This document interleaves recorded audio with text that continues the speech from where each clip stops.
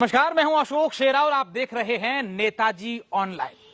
दोस्तों, जैसा कि आप सब जानते हैं कि ये चुनावी साल है और चुनावी साल में राजनीतिक पार्टियों का मैदान में आना लाजमी है और ऐसे में कई ऐसे दावे भी किए जाते हैं कि जब जब चुनाव होते हैं, जब तीसरे मोर्चे मैदान में आ जाते हैं तो बड़ी पार्टियों के पसीने छूट जाते हैं। आज हमारे साथ एक ऐसे नेताजी हैं जो अपने बयानों के कारण प्रदेश ही नहीं बल्कि देश में जाने जाते हैं। पूर्व मंत्री और बीकानेर क्षेत्र के कद्दावर नेता देवी सिंह जी भाटी इन दिनों मारवाड़ के क्षेत्र के दौरे पर हैं, अलग अलग जगहों पर जा रहे हैं, कार्यकर्ताओं से मिल रहे हैं, नेताओं से मिल रहे हैं। इनकी ऐसी कल्पना है कि हम लोग तीसरा मोर्चा बनाएंगे। नाराजगी इतनी है कि अगर वसुंधरा राजे सिंधिया को भारतीय जनता पार्टी ने राजस्थान में प्रोजेक्ट नहीं किया तो हम लोग भाजपा से अलग हो जाएंगे और भाजपा के पसीने छुटा देंगे। क्या इनके दावे हैं, किस तरीके से ये सोचते हैं, इन्हीं से ही जानते हैं। लेकिन सबसे पहले तो हम स्वागत करेंगे, हमारे साथ थार नगरी बाड़मेर में आपका बहुत बहुत स्वागत है सर। जी आभार। पाटिल साहब काफी चर्चाओं में रहते हैं अपने बयानों के कारण और इन दिनों तीसरे मोर्चे को लेकर कल्पना कर रहे हैं। कैसे दिमाग में आ गया और क्या गुस्सा है अंदर, क्या नाराजगी चल रही है? देखिए, पार्टी कोई एक व्यक्ति नहीं बनाता, सब मिलके खून पसीना बहा के पार्टियों को, संगठन को खड़ा किया जाता है।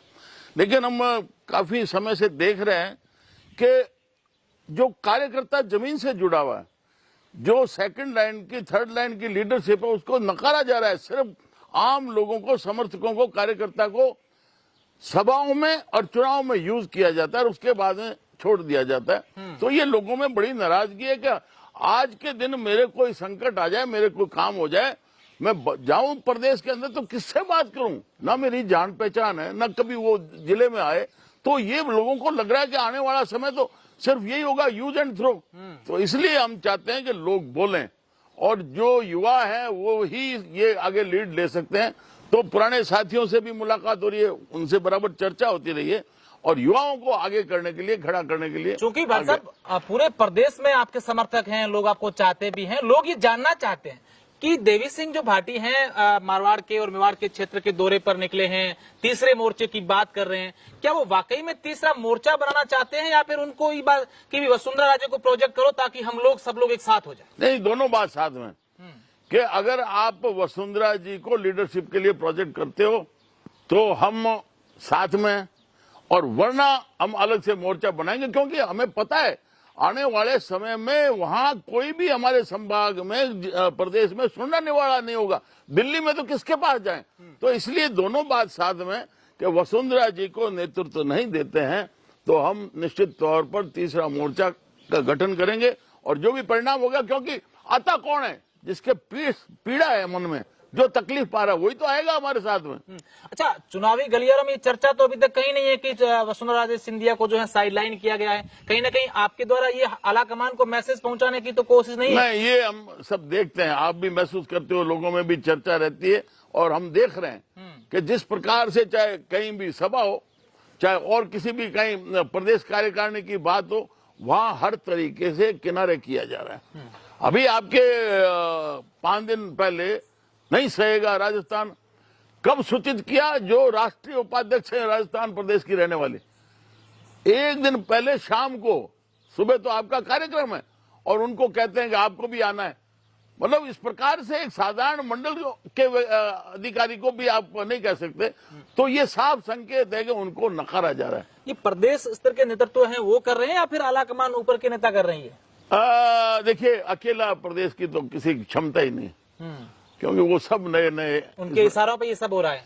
बिल्कुल, अदरवाइज इनकी प्रदेश की कहाँ औकात है। तो आप जो कर रहे हैं, आप लोग ऐसा माना जा रहा है कि देवी सिंह भाटी और तमाम जो लोग हैं वसुंधरा समर्थक के लोग हैं, वसुंधरा जी को चाहते हैं। क्या इस बात को लेकर आपकी वसुंधरा जी से बात हुई है कि भी हम लोग इसी काम को लेकर मैदान में उतरेंगे, या तो आपको कमान दे या फिर हम लोग तीसरा? नहीं, वो तो रोकते हैं, वो कहने नहीं ऐसा मत करो। मैं नहीं, हम बर्दाश्त, मेरे स्वभाव में नहीं है। देवी सिंह भाटी के जो हस्तरेखा है वो संघर्ष की लिखी हुई और अन्याय बर्दाश्त नहीं करते, और इसीलिए कई बार हमारा अलग होना हुआ है। चाहे हमें भाजपा से अकाल के लिए धरना देते हैं, प्रदर्शन करते हैं, तब भी नोटिस दे दिया गया, और अब आरक्षण का मुद्दा उठाते हैं तो पार्टी से निष्कासित कर दिया जाता है। तो आवाज उठाएगा तो उसकी रिस्क लेंगे, क्या फर्क पड़ता है इनसे? पार्टी से निष्कासित करने की आप बात करें, लेकिन चर्चाएं बीच में ये भी थी कि देवी सिंह भाटी वापस जो है भाजपा में आ सकते हैं, लेकिन कुछ नेताओं, स्थानीय नेताओं के कारण भाटी जी ना तो मैंने कोई आवेदन किया, ना किसी प्रदेश के या केंद्र के नेताओं को कभी कहा। तो वो आने का जाने का मतलब नहीं है। मेरा सीधा साधा है कि जो मैसेज में हो, ये नहीं कि वसुंधरा जी और भी कोई मैसेज में, आज कौन है राष्ट्रीय स्तर पर मैसेज में? नरेंद्र जी मोदी, तो वो ही रहने चाहिए। अगर आप प्रदेश में इस प्रकार से नकारोगे, आपके संगठन को नुकसान होगा, पर जो वहां जमीन से जुड़ा हुआ तहसील और जिले में बैठा है, उसको कौन पुचकारेगा? उसको कैसे अपना तो लगे कि ये संगठन हमारा है। अच्छा, आप लोग तीसरे मोर्चे की तो बात कर रहे हैं, आप कह रहे हैं कि हम मारवाड़ में जा रहे हैं, पाली, जालोर, जोधपुर, बाड़मेर भी आए हैं, लोग आपको सपोर्ट भी कर रहे हैं, तीसरे मोर्चे का समर्थन भी करते होंगे।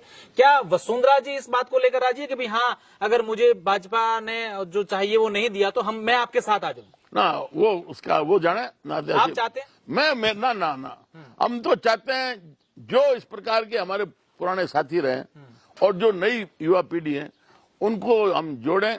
वो अपना निर्णय खुद लेंगी, वो भी कोई कम नहीं है, उनका भी अच्छा एक्सपीरियंस है और काफी सत्ता में भी रही है, विरोध में भी रही है। उनका तो मैं नहीं कह सकता, लेकिन और लोग सारे तैयार हैं, क्योंकि उनको लग रहा है कि हर तरीके से उनको काटा जा रहा है, तो इसलिए वो लोग तैयार हैं। वसुंधरा जी का आप खुद जाने। हालांकि आपके पास राजनीतिक तजुर्बा बहुत ज्यादा है, आपको लगता है कि वसुंधरा राजे के जो समर्थक हैं या उनके जो चाहने वाले लोग हैं, अगर उनको दरकिनार किया जाता है पार्टी इन चुनावों में, तो वो भाजपा से भी दरकिनार हो जाएंगे, उनके समर्थक भी? क्या करेंगे वो?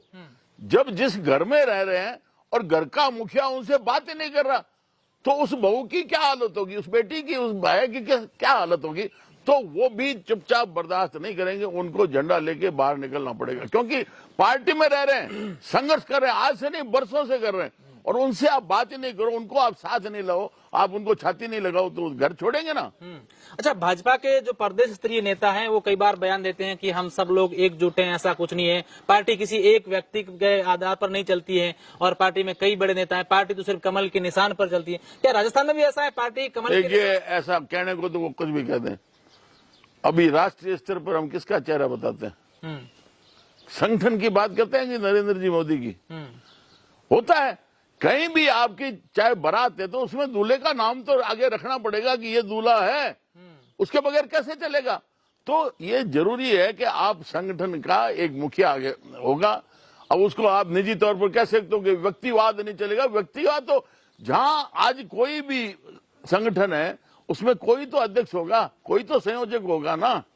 अच्छा, राजेंद्र राठौड़, गजेंद्र सिंह शेखावत, सतीश पूनिया, ओम बिरला, कई सारे नाम आ रहे हैं कि राजस्थान में इनको जो है बीजेपी प्रोजेक्ट कर सकती है। अगर ये करती है तो क्या लगता है कि भारतीय जनता पार्टी की सरकार बन पाएगी राजस्थान? आपने कभी सुना है जो आपने नाम गिना है कि ये आपका जिला छोड़ के अन्य संभागों में गए और हजारों की संख्या में लोग उलट के आ गए? कोई सुना है आपने? भाई जो जाएगा तभी तो पहचानेगा। इवन आप देखिए कि गांव में, अलग अलग गांव में आती है बस, वो बस के कंडक्टर और ड्राइवर को जानते हैं क्योंकि उनसे मुलाकातें होती है। अब यहाँ जाओ ही नहीं, आप प्रदेश के नेता यूं हो गए, तो यूं नहीं चला करता उसे। फिर आज कहीं भी अन्य प्रदेशों में भी देख लो, जो इस प्रकार के लोग थोपे गए ना, वो ज्यादा नहीं चलते। अगर देवी सिंह भाटी को जरूरत पड़ी कि भाई हाँ, तीसरे मोर्चे के दौरान हमें विधानसभा क्षेत्रों में हमारे दावेदार उतारने पड़ेंगे, तो क्या लगता है कितने विधानसभा क्षेत्र आपने दिमाग में कल्पना कर रखी कि भाई वहां हम उतारेंगे, और क्या दूसरी पार्टियों से भी आप अलायंस करेंगे? देखिए, मैं जा रहा हूं, मेरे पहले से संवाद है और उन्हीं से मैं मिलूंगा। उसके बाद जो युवा है उनको भी मैं जोड़ूंगा और वो सारे तैयार हैं। पर मैं अभी नाम नहीं गिना सकता कि कौन कौन आ रहे हैं, कैसे नहीं है। मैं बराबर अभी जोधपुर संभाग में मिलता हुआ आ रहा हूँ, नागौर से लेके आपके जोधपुर, पाली, सिरोही, जालोर, अब बाड़मेर आए, तो सबसे चर्चा हो रही है। आपको बारात में खाने के लिए बुलाते हैं तब भी निमंत्रण पर नहीं जाते। जिसके पीड़ा होगी वही आएगा ना, तो लोग तैयार बैठे हैं, मेरे कहने से कोई नहीं आएगा। कितने हैं पीड़ादार लोग? हर जगह, हर संभाग में बराबर। जब से मैंने ये कहा है तीसरे मोर्चे का, उसके बाद तो दिन भर फोन आते रहते हैं, चर्चा होती है। कोई ऐसे लोग भी होते हैं कि आपको गुप्त में फोन करेंगे, भाटी जी हम लोग आपके साथ हैं, आप अभी बात मत करना, नहीं तो हमारी कहीं टिकट नहीं कट जाए? हाँ, इक्के दुक्के ऐसे भी हैं। हाँ। वो है कि हम फ्रंट में नहीं आएंगे, पर्दे के पीछे से अलग अलग तरीके से लोग होते हैं। हाँ। और कई जो है वो कलेजा फाड़ के खुले निकलते हैं, राख लगा के। कई पार्टियों का भी न्योता आया होगा आपके पास कि आप तो हमारे पास आ जाओ, या ऐसे लोगों से मैं, ये जो अचानक आते हैं, अपना कोई निजी कोई स्वार्थ होता है उसके लिए पार्टी खड़े करेंगे, उनसे मैं बात नहीं करता। अच्छा, आपने एक बयान दिया किसी मीडिया संस्थान को कि जो तीसरे मोर्चे बनते हैं वो स्वार्थी मोर्चे हैं, हमारा मोर्चा ऐसा नहीं होगा। क्या आपका मोर्चा कैसा होगा? देखिए, मेरे कहने से मेरा रंग गोरा पीला केसर जैसा तो नहीं हो जाएगा। लोग देखेंगे वही तो मानेंगे। हमने जो हमारी जब तक की यह राजनीतिक जो हमारी यात्रा है उसमें एक भी आरोप लगा दो, अंगुली उठा दो। हमने सामाजिक न्याय मंच बनाया, सब 36 कौम को एक जाजम पर बैठा के संघर्ष किया और हमने वो एक बड़ी लड़ाई जो आरक्षित को संरक्षण और उपेक्षित को आरक्षण देके सामाजिक न्याय मंच का गठन किया और 50 हमने उम्मीदवार लड़े और 6.5% वोट लिए प्रदेश के अंदर। तो अंगुली उठा दो कोई। हमारी कार्यशैली खुली किताब है, इसलिए वो लोग हम तो जोड़ेंगे। जोड़ना उसी को है कि जो पार्टी से जुड़े उसकी छवि हो, उसका ईमानदारी, उसकी निष्ठा, उसका कार्यशैली जो लोगों के बीच में पॉपुलर हो, जिसके लिए अंगुली उठती हो, जिसके काला छींटा लगा हुआ है, वो हमारे नजदीक नहीं आएगा। अच्छा भाटी जी, मेरा आखिरी सवाल है, तीसरे मोर्चे को लेकर आश्वस्त हैं कि भाई हाँ, या तो वसुंधरा जी को बीजेपी में लाओ या फिर तीसरा मोर्चा तय है? बिल्कुल यही कह के हम तो राख लगा के निकले। जिसने राख लगा ली उसकी क्या आप जागीर छीनोगे, क्या आप उसकी थानेदारी छीनोगे? हम तो राख लगा के निकलते, परिणामों की चिंता नहीं करते। निश्चित रूप से देवी सिंह भाटी ने, जिनका साफ तौर पर कहना है कि हम तो चुनावी मैदान में निकल चुके हैं, या तो भाजपा वसुंधरा जी को प्रोजेक्ट करें तो हम भाजपा के साथ हैं, अन्यथा हमारा तीसरे मोर्चे को लेकर हम लोग अडिग हैं। बहुत बहुत शुक्रिया, धन्यवाद।